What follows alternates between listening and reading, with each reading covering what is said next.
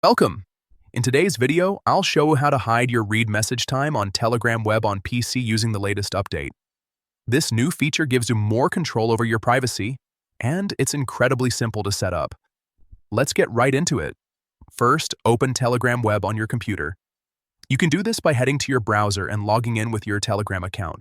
Once you're in, you'll see your chat list and conversations just like on the mobile app. Now, look at the top left corner of your screen. You'll see three small horizontal lines. This is the main menu.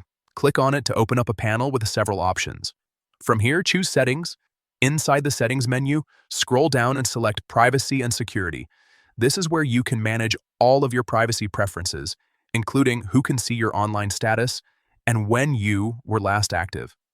Once you're in Privacy and Security, find the section labeled Last Seen in Online and click on it. This is the new spot where Telegram added the Hide Read Time option. Now, look for the option called Hide Read Time. By default, it's usually turned off. Simply enable it, and once you do, Telegram will stop showing the exact time you've read a message to other users. That's it.